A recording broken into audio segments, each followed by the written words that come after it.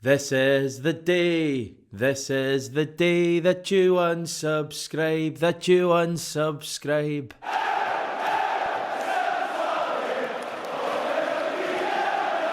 Aye, this is the day that you all unsubscribe from the channel, because today I am ranking the 10 greatest Celtic kits of all time, and there are a few more divisive issues. Perhaps we could have spoken about something less controversial like the Sydney Super Cup or Neil Lennon's legacy. Nope, we're going for the big one today. And by the way, just to get it out there straight away, I have clickbaited you all slightly. The title says greatest Celtic kits of all time. These are all going to be from the last 30 years or so, basically when I was alive, or kits that I will have some sort of a memory of. It's going to be home and away kits, and also some third kits as well. There's more third and away kits than home kits. I'll explain why that is a little bit down the road. And I will be taking into account the famous seasons and even some matches that these kits were worn for. And note the important word there. Is it a word? I suppose it's a letter. Aye. This is my opinion, and I'm sure you'll disagree, and that's absolutely fine, but just remember, this is my opinion, and if you're a long-term viewer of the channel, you will know that my opinions are famously bad, so just be prepared for what's to come. Before we get started, a shout out to Billy, who turns 75 this Saturday. I'm told he's a big fan of the channel, barely ever misses a video, and that's from William and his family. Now, Billy, William, there's a slight chance I'm being wound up here, but I'm going to go with it anyway. A very happy 75th birthday to you, Billy, and let's hope Celtic can put on a big show for you on Saturday against Hearts. Also want to give a shout out to Michael, who sent me this top that I'm wearing. Carlin, I think it's 2003-04. It doesn't actually feature in today's video in terms of the top 10, so I can mention that now. Michael actually went to the trouble of buying me a shirt and sending it to me and everything. What a guy. Probably my favourite subscriber now. What are the rest of you doing? What have the rest of you ever bought for me? We are still waiting to hear, or I suppose see, what Adidas have in store for Celtic next season. I think this year's kits have been absolute crackers. In fact, we're going to start our countdown at number 10 with a kit from this season. Yes, it's the third kit from this campaign, worn by a very skinny person, judging by that photo. That's certainly not my shirt. Here's the beautiful Ryan McGinley modelling it on a video earlier in the season. We've actually only worn this a couple of times, I think. From memory anyway, we wore it away to Jablonec, won that game 4-2. We also wore it probably more famously in Seville against Real Betis. It's grown on me a lot, this. Now, I'm hardly Gokwan. I think Gokwan does fashion, doesn't he? But I believe these are green and pink pinstripes. And I'm a big fan of green and pink pinstripes. And I'm always a fan of seeing the Celtic badge in the middle as well. I'm really going to struggle with this video. I have no idea what I'm talking about with this stuff. I do like the badge in the middle though. I just love the design of this kit. As I say, it's grown on me a hell of a lot. We did actually have 4 kits this season. So we had the home shirt, the away shirt, we had this shirt, and we also had the black one from last season that made an appearance, I think, only against Hibs in a couple of games this season. So there's a chance that this white kit could get more of a run out next season, maybe in 1 or 2 games, maybe even against Hibs, because I feel like it deserves a little bit more. I like it a lot. Right, for number 9, we're going back to the year of my birth and the original Bumblebee kit, 1996-97. C.R. Smith, the sponsor there, that automatically brings a kit up, I say 2 or 3 levels. And this is obviously a really popular kit, well-known kit with supporters, to the extent where the club have actually tried to bring back the Bumblebee on probably 3 or 4 occasions over the last 20 years. There's been a few different versions, but it's never been quite the same as the original. Who's the player you see when you look at this kit? Now, I was 1 year old, or probably actually 0 years old at that stage when this was being worn. For some reason, it's Paolo Di Canio. I don't know, did he score like a great goal at Pitodri or something like that, where he kind of went over or around the keeper and tapped it in? Was he wearing this kit? I don't know, I feel like he was. So it's Paolo Di Canio for me. I'm sure some of you older viewers would maybe have a different player in your mind when you look at this kit. I can't imagine it would be particularly comfy to wear nowadays. It looks kind of more like an American football top, but it just looks absolutely great. And also looking great is this home shirt from, the same era, 1995, 1997. Another C.R. Smith and Umbro belter. This time, of course, it's the home shirt. Not put too many home hoops in this countdown. Home Celtic shirts are very similar. Now, I know there's differences in some of them, and some are nicer than others, like any kit. But in general, they're very similar, and I felt it would be quite a boring video if we were just looking at hoops all day long. So this video is mainly away and third kits. There's a couple of hoops, and obviously this one here, because this is a little bit different. It's the most 90s thing I think I've ever come across. We didn't actually win anything wearing this kit, and many may prefer the Umbro one from the next year. I think when Umbro was both the make and the sponsor. Don't know what was going on there in the season when we obviously stopped the 10. Now again, it comes back to how much do you like the kit, what does it hold for you personally, and what did Celtic achieve while wearing it. And Celtic didn't achieve anything while wearing this kit, but it's just an absolute cracker. And here's a very young Jackie McNamara modelling it. What else could you want? Another kit that Jackie got to wear about 5 or so years later was this belter, our entry at number 7. It's a kit that saw some of our worst and some of our best memories. It was worn in the dire John Barnes season, and as everything changed when Martin O'Neill came into the club in the summer of 2000, well, not everything changed, because this kit stuck around for another year, fighting for another day, and it got its reward. It's the kit from the 6-2 Derby demolition against Rangers, which is enough on its own to make the top 10. It also makes it the perfect choice for number 7, given the guy who achieved so much that day and the rest of the season while wearing it.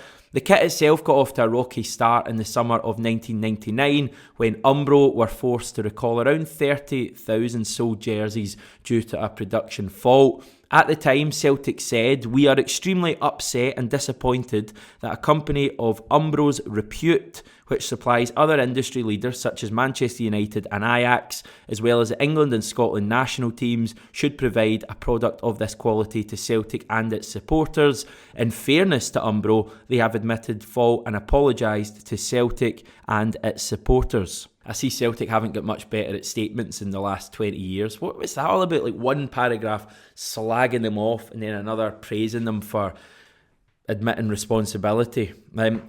Again, some of you will know better than me. I'm just doing my best to find out about this. Apparently the issue was to do with fabric. I think maybe the green part of the shirt especially was the issue. Anyway, I just think it's about as good as the hoops have ever looked. The shade of green is absolutely perfect, which I think is probably an underrated part of a Celtic home shirt. It's really simple. The collar is nice as well. I've got a real thing for NTL and Umbro, as we'll find out on this list. It reminds me of my kind of early days following Celtic. Before I properly knew what footballer Celtic was, I just kind of have this real memory of seeing players wearing this, and it obviously helps when you had cracking players wearing it. I absolutely love this kit. Right, number 6, 2006-07, green and black stripes. It was our away kit, the one that can only be known as the Tommy Gravesen shirt. Or is it the Shinsuke Nakamura shirt? Or is it the Aidan McGeady shirt? Or is it even the Lee Naylor shirt? God, we had a lot of players who did well in this shirt. I think that's basically because we wore it a hell of a lot. It's just a belter of a Celtic top. Celtic rarely go down the stripes route. We're usually hoops. In fact, I don't know if we've ever really gone stripes since this shirt in terms of, kind of even stripes. I'm not talking about pin stripes. I'm talking about regular stripes. And certainly those colours, black and green, was a little bit unusual, but I just loved this shirt. We wore it a lot. We wore it in Europe. I remember us wearing it at Old Trafford. I remember us wearing it in a friendly I was at down at Stamford Bridge when we drew 1-1 with Chelsea. Gary Caldwell scored. I remember us wearing it domestically. Obviously the Nakamura title winning free kick, it was worn for that. We had a lot of big moments wearing this kit, and I think that's a big part of why I remember it so fondly. Looking at it, it's neat, but if we hadn't had those moments, I probably wouldn't be looking back at it just quite as fondly. Saying that though, I would like to see Adidas giving this kit a bit of a go. I think it could look absolutely brilliant with the 3 stripes down each side, perhaps in white. Could be unreal. Right, we're into our top 5 now. 2012, 2013, the crowning jewel of our 125th anniversary season, this white belter. Officially, I think our third kit. We probably wore it 2 or 3 times. The big one, the big time I remember us wearing it was a home game against Hearts when Georgios Samaras scored. That was obviously pretty remarkable that we wore a kit that wasn't the hoops in a home game at Celtic Park. It was to do with the 125th anniversary celebrations.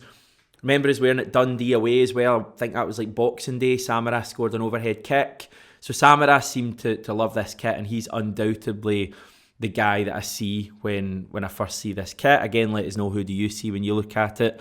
The obvious thing about this kit is the fact that Tennent's and Nike went along with having their logos in white. It was a classy touch from both of those companies, who I give thousands of pounds to every single year, so well done to them. During the launch, Celtic said, replicating the uniform worn by Celtic in their very first match against Rangers on May the 28th, 1888, the 125th anniversary kit features a white shirt with a black collar backed with green, black shorts and green and black hooped socks. The very first Celtic Cross club crest has been redesigned for the 21st century but maintains the unbreakable bond with the club's origins and Irish heritage. This one gets a massive thumbs up from me. I wonder what Celtic have got planned for our 150th anniversary in 15 years' time. Right, on to number 4, and this is where I start to be accused of bias because, I'm wearing this belter. It's the away kit from season 2002-03 and the following season. We'll come on to that in a wee second. This is the kit that is synonymous, fancy word, with us getting to Seville UEFA Cup final. That run is amazing. It's one of the greatest things that have happened to Celtic in the 21st century. As much as our home record was good in that competition, and we had a lot of good nights at Celtic Park as well, I think it's our away form that we remember most. I think virtually every round we were away in the second leg. Is that the case? I think so. I don't know why that was the case. And we wore this kit in every single one of the away legs apart from Anfield. So we wore it for Sedova, Blackburn, Celta Vigo, Stuttgart and Boavista, of course, as well. Boavista being the one where it's kind of most known for, that Henrik Larsson goal, Ricardo in nets, etc. Maybe if we'd worn it for the final, we'd have won that as well. It's just so simple, yet so iconic. It was our away kit in the Seville season and actually stuck around for the Carling era the following year. It never looked quite as good with a Carling badge in comparison to the NTL. Celtic have had plenty of yellow kits over the years. It's probably my favourite colour of a Celtic away kit. Some of them have been great, others not quite as much, some of them very outlandish, just like that one. But this is absolutely the greatest yellow away kit Celtic have ever produced. And I'm not just saying that because I'm wearing it, I promise. Right, number 3, and we're back to the home kit, and so am I. It's like the Debenhams changing rooms in here. We're going back to the 2012-2013 season, our 125th year, and the home kit, famous for being the one we wore on that wonderful night when we defeated the greatest team in the world, perhaps the greatest team ever to play football, that Barcelona team that came to Celtic Park with Messi, Xavi, Iniesta, Dani Alves, Jordi Alba, Gerard Piqué, Victor Valdez, Alex Song, and Celtic saw them off 2-1. This is a kit that we wore.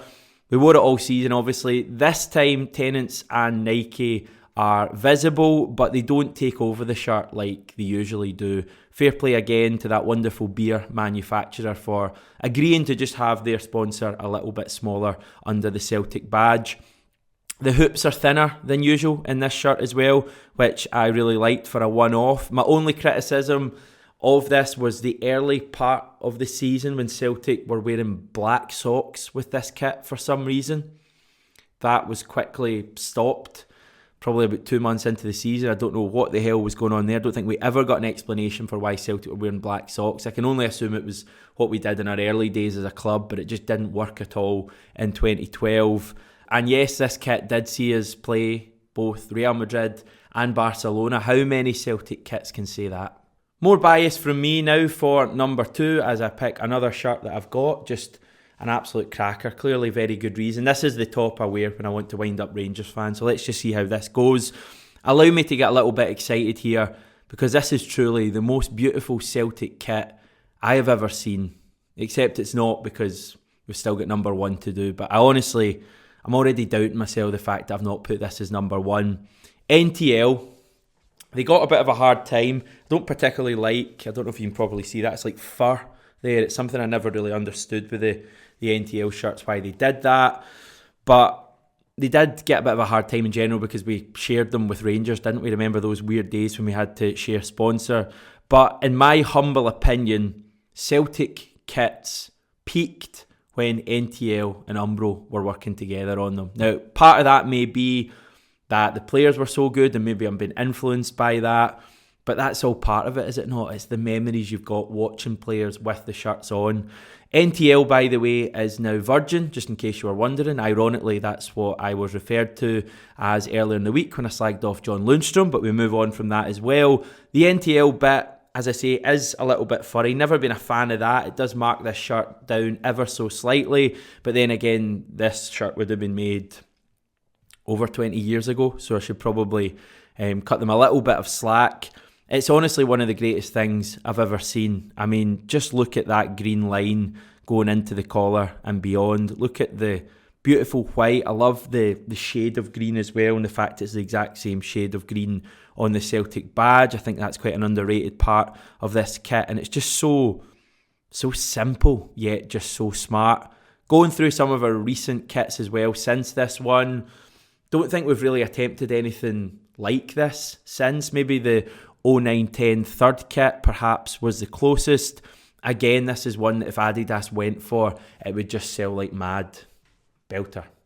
But now for number 1, the greatest of them all, it's Carling. And that's the first time anyone has ever said that in history. I'm talking about Carling as the sponsor of the number 1 kit. Of course, this is an absolute belter. Famously worn by me in 2004 when attending Wishaw General after being smashed in the jaw by my cousin wielding a 5-iron. True story. It was an accident though, I should probably get that out there. This is just an absolute belter. A bit like the Bumblebee kit, this is a kit that holds so much appeal with Celtic supporters. The club even brought it back with New Balance in 2016. And let's be honest, it was just nowhere near as good. We actually only wore it for 1 season, which I think is quite important sometimes in a kit. Overexposure sometimes kind of dampens the love you have for a kit. And we wore it in a great season as well. We won the league and the Scottish Cup double in 2003-04. For some reason, it's Stan Varga, a picture wearing it. Totally bizarre, I know. I remember us wearing it and I won it for Hill. I think it was for like a quite a kind of momentous winning run, maybe like 25 wins in a row or 25 games unbeaten or something like that. I'm sure my 7 or 8 year old self remembers something like that. Again, to repeat what I've said for like the last 3 or 4 kits, if Adidas brought out a Black Magic version, it would just sell like mad because supporters are obsessed with that. I think I much prefer it to the Bumblebee colours. I love the black and the gold and the way they go together. And it's now my intention, once I finish recording and editing this, to track down one of these original shirts from 2003-04 because I just absolutely love it. That's our countdown done, everyone. Let us know what you think. What's your favourite Celtic kit of all time? In fact, what's your top 3?